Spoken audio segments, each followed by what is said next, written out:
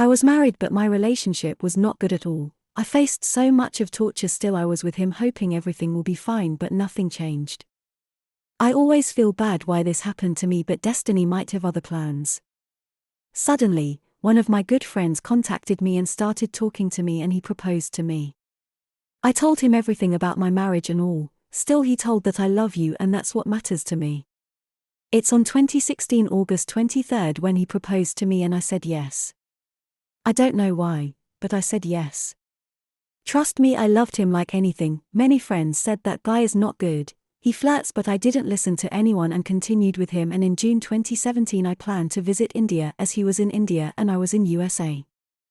As per plan I came and we went to Goa.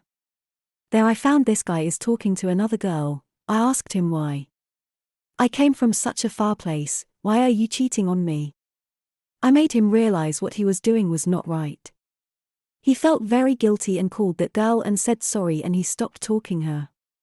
He did not have a single investment. I helped him to do all investments so that he could save money. He kept on searching for girls for marriage. Finally, came the time when I decided to move to India. When I came to India, I met him and conceived. Trust me guys, this was the worst phase of my life. He denied, saying I can't accept the child. They were twins. It was very difficult for me to lose two children at a time. I was devastated, I was broken and went to depression. My health was not good at that time as my babies were in fallopian tube. I kept making round of hospitals with no support. Being in the same city, he accompanied me twice to the hospital. Rest all the things were handled by me alone. Huge medical expenses. Later he realized his mistake and he supported me and told me he will marry me. He said he will be with me all the time and we will have a baby again. It boosted me. I got confident. Slowly I started searching for a job and I got it in a very good company. Everything was so perfect. I was recovering slowly. Doctor asked me to remove fallopian tube. We thought of removing that, but lockdown started. Still I get severe stomach pain with huge bleeding. On December 20th, 2020 suddenly he told me we will break up as he can't say these things to my family. I will marry a girl who will be decided by my parents. Trust me, that day I was broken, shattered. For this guy I did lots of things, making him a good guy, investment, healthy lifestyle, many more. Today he left me. I left everything for him, my career, my marriage, many more, but he can't tell his parents about me. Again I am in depression. Sometimes I think of going to his parents and tell them everything but don't know what to do. He still calls me and says I love you, but we can't be together. After marriage also I will be with you. I keep crying day and night. Again I hit depression. I don't know what my life is, but what has happened with me is not fair. One request to every guy and girl out there: if you can't accept anyone, then don't be in a relationship, because it hurts if the opposite person loves you unconditionally. 5 years relationship he broke in a second. Christmas night was eventful, in the sense, my partner and I got all cozied up in bed, wanting to do the special dance that two grown-ups do when they're in love, eventually leading to a disproportionate spike in birth rates around September. But what was supposed to be naked grunting ended in complete vulnerability about expressing our sexual needs. We have the exact same circumstances as any two people who know they're spending the rest of their lives together. We can't begin to imagine how we're going to spend the decade stretching ahead of us. We've been together for over 2 years, and it was over in the blink of an eye. Most of my former romantic relationships would begin to groan under the weight of the boredom around the 12-month mark, and I can't even acknowledge time flying with this relationship. We must be doing something right. I look at him and I know. I simply know that I'm going to the grave with this one next to me. Yet, I don't know if we'll survive the brutal uncertainty of the time that will elapse in between. We now have some vague idea of where our career and ambition will take us in the world. We're certain we don't want children of our own. We're certain we will live apart from one another several times, for a few years at a stretch. While I can't say we're hungry or driven in the workaholic sense, we know we won't rest until we've impacted the world in big ways. In the light of all that we stand for in the world, it seems so trivial to be worried about how much boom boom we're getting with each other. It feels like such a big deal though. As a young and healthy couple, you'd think we're at it like rabbits. But most days, we're just exhausted, or working on a different deadline, or experiencing some kind of body pain.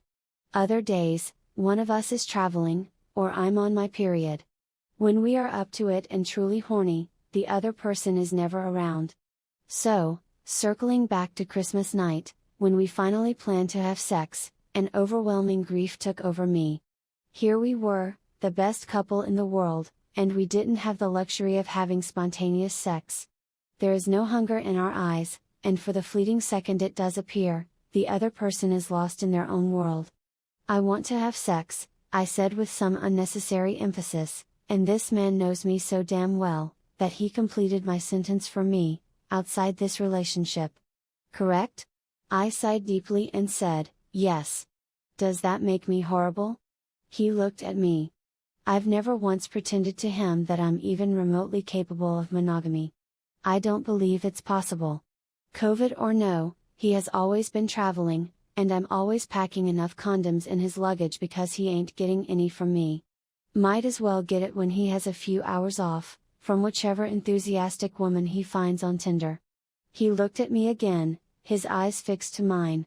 There seemed to be a little question in his, am I enough? And I know that there is no point having any type of open relationship if one of us is wondering if we're adequate for the other. Culturally and socially, we have no learning about how different types of romantic relationships can function.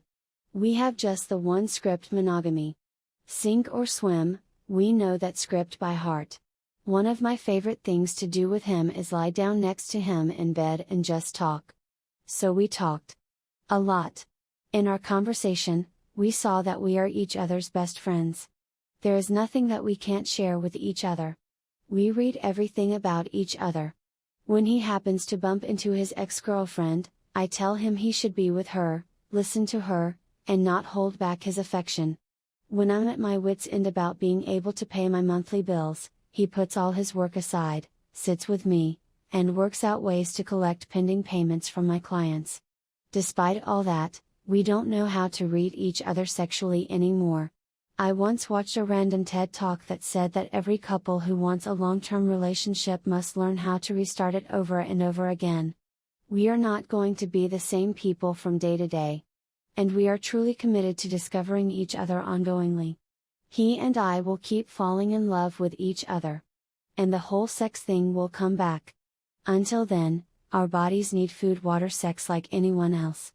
We don't hate each other for not eating home-cooked food every day, so why deny the rest? As long as we're using condoms, getting tested regularly, and absolutely not planning on starting families with other people, this works for both of us. Maybe we're just too lazy to do the right thing. Maybe we're just entitled millennials bending the rules. At the same time, I don't see why we can't make our own rules. In our relationship, we don't stop being sad until the other person is truly happy. I find happiness when he's happy,